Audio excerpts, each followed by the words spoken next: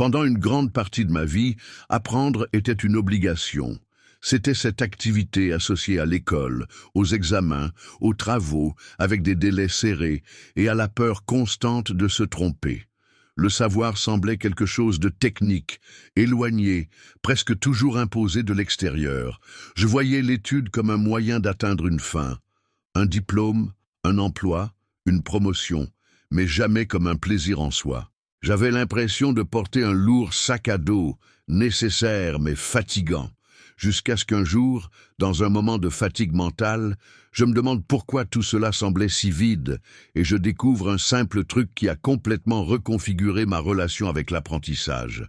Ce truc consistait à commencer à me poser la question: pourquoi cela a-t-il de l'importance pour moi? Cela ne semble pas grand-chose à première vue, mais cette question a été révolutionnaire. Elle m'a sorti du pilote automatique. Elle m'a fait réaliser que j'apprenais pour plaire aux autres, pour répondre aux attentes des autres, et que, rarement, je me demandais ce que je voulais vraiment comprendre. Lorsque j'ai commencé à chercher cette réponse en moi, quelque chose a changé. Le savoir a pris de la couleur, de la forme, de l'âme. Je me souviens très bien de la première fois où j'ai appliqué cette question de manière consciente. Je lisais sur la neuroplasticité, un sujet qui, jusque-là, me semblait technique et impersonnel. Mais ce jour-là, face à cette page, je me suis demandé: pourquoi cela a-t-il de l'importance pour moi? Et la réponse est venue comme un coup de feu. Parce que je voulais changer mes habitudes mentales. Je voulais comprendre pourquoi je procrastinais autant, pourquoi je me distrayais facilement, pourquoi je sentais que je n'utilisais pas mon potentiel. Tout à coup, ce contenu a pris un sens. Ce qui était auparavant éloigné est devenu intime. Et là, l'apprentissage s'est vraiment produit. J'ai passé des heures à lire, à prendre des notes, à regarder des vidéos, à croiser des informations, à établir des connexions. Ce n'était plus une tâche obligatoire. C'était une immersion agréable, une redécouverte de moi-même. Pour la première fois, l'étude ne portait pas sur le fait de mémoriser, c'était sur la transformation. Ce n'est que plus tard que j'ai compris ce qui se cachait derrière ce phénomène, le pouvoir de la motivation intrinsèque. Lorsque nous relions ce que nous apprenons à un désir intérieur, à un besoin personnel ou même à une émotion, le cerveau réagit différemment. Il libère de la dopamine, le neurotransmetteur lié au plaisir et à la récompense. Et cela crée un cycle de rétroaction positif. Plus vous apprenez quelque chose qui vous semble important, plus vous ressentez du plaisir. Et plus vous ressentez de plaisir, plus vous voulez continuer à apprendre. Réaliser cela a changé ma vie. J'ai commencé à appliquer la question: pourquoi cela a-t-il de l'importance pour moi? Dans tout. Dans les livres que je choisissais, dans les vidéos que je regardais, dans les conversations que j'avais, même sur des sujets qui m'ennuyaient profondément auparavant. Et, étonnamment, j'ai commencé à apprécier des thèmes que je n'aurais jamais imaginés. Économie, philosophie, histoire, neurosciences, tout a commencé à faire sens lorsque je découvrais mon pourquoi. Apprendre alors a cessé d'être un fardeau et est devenu un acte de liberté. Et aujourd'hui, plus que de chercher des réponses, j'ai appris à aimer les questions.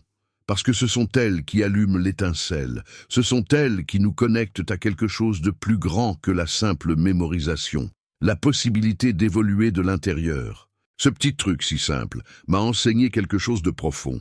Le véritable apprentissage commence lorsque nous cessons d'étudier seulement pour le monde et commençons à étudier pour nous-mêmes.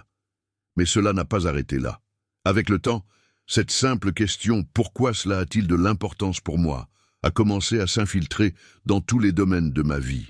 Si je devais apprendre quelque chose de nouveau pour le travail, ce n'était plus seulement à propos de l'accomplissement d'une tâche ou de l'acquisition d'une compétence. Je faisais une pause et réfléchissais. Comment cela peut-il faciliter ma routine? Comment puis-je appliquer ce savoir pour résoudre un problème concret? La recherche de sens donnait un but à l'effort. Même sur des sujets plus abstraits, comme la philosophie, la dynamique était la même. Je me demandais: que dit cette idée sur mon existence? Comment peut-elle m'aider à affronter mes insécurités, mes doutes silencieux? La réponse ne venait pas toujours immédiatement. Parfois, elle venait des semaines plus tard, dans une conversation, dans un rêve ou dans un moment de silence. Mais le simple acte de rechercher un sens personnel transformait l'apprentissage en quelque chose d'irrésistible, presque sacré. C'est alors que j'ai compris. Le savoir est une invitation à la transformation. Il ne se limite pas à l'accumulation de données. Il élargit les horizons, affine les perceptions, humanise. C'est comme une lentille qui non seulement révèle le monde, mais qui nous révèle aussi à nous-mêmes. Et c'est addictif, un type de dépendance qui ne fatigue pas, mais qui renouvelle, qui n'éloigne pas, mais rapproche, qui n'emprisonne pas, mais libère. Apprendre est devenu, pour moi, un véritable voyage spirituel. Chaque livre lu, chaque documentaire visionné, chaque podcast écouté ou chaque conversation sincère se transformait en une clé capable d'ouvrir des portes intérieures, auparavant inconnues. Et plus j'apprenais, plus l'immense océan de ce que je ne savais pas devenait clair.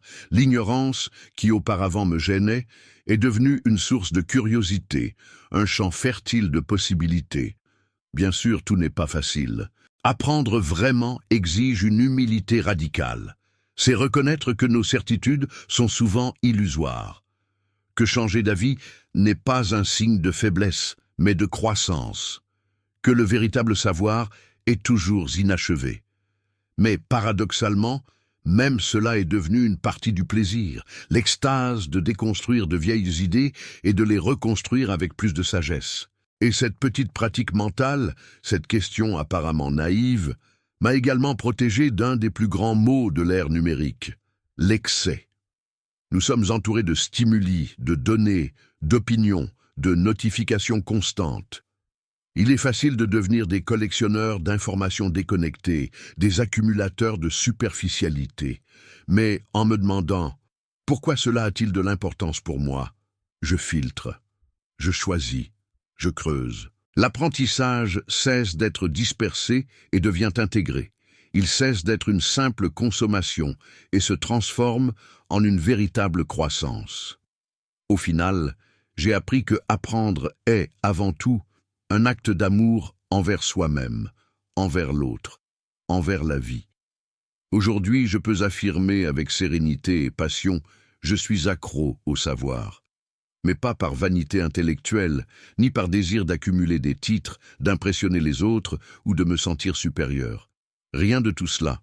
Je suis accro parce que j'ai découvert quelque chose qui a changé ma vie. Apprendre me guérit, me renforce, me connecte au monde et m'affine avec l'essence des autres. La connaissance, lorsqu'elle est véritablement intégrée, n'est pas une parure. C'est un miroir, un pont et un remède. Elle me rend plus humain. Si je pouvais donner un seul conseil à ceux qui se sentent paresseux à étudier, bloqués en lisant ou découragés à grandir, je dirais « Ne commencez pas par demander « Que dois-je apprendre ?» Commencez par demander « Pourquoi cela a-t-il de l'importance pour moi ?» Cela semble simple, mais ce changement de question change tout, parce que l'apprentissage qui transforme n'est pas imposé de l'extérieur vers l'intérieur. Il naît de l'intérieur, du désir légitime de comprendre, de donner du sens, de vivre plus intensément. Le savoir est éparpillé partout, dans les pages des livres, dans les erreurs que nous commettons, dans les conversations informelles, dans les silences chargés de sens. Mais il ne s'ancre en nous que lorsqu'il trouve un sol fertile, lorsqu'il touche quelque chose qui pulse déjà en nous, bien que dormant. Lorsqu'il résonne avec cette question secrète qui habite notre poitrine et que parfois nous ne savons même pas formuler. C'est ainsi que j'ai appris qu'il n'y a pas de sujets ennuyeux, juste des raisons véritables qui manquent.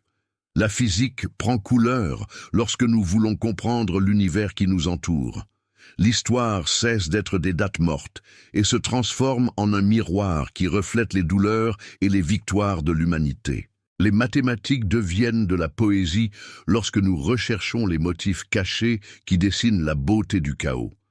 Si vous voyez encore l'étude comme un fardeau, essayez ce petit détour. Permettez-vous d'aimer le savoir. Accordez-vous le droit de vous émerveiller devant les questions, de chercher un sens, avant de courir après des notes. Abandonnez l'obligation et étreignez la curiosité. Vous découvrirez peut-être, comme je l'ai fait, qu'il y a un plaisir profond, presque sacré, à connaître. Un plaisir qui ne s'explique pas, mais qui se ressent. Et c'est avec une question aussi simple que puissante que j'ai commencé à tracer ce chemin. Pourquoi cela m'importe-t-il? La réponse, peu à peu, m'a conduit à construire la dépendance la plus saine que j'ai jamais eue. Une dépendance à grandir, à comprendre, à me transformer. Une dépendance au savoir. Et une fois que l'on goûte à cette saveur, il est impossible de ne pas désirer la prochaine découverte.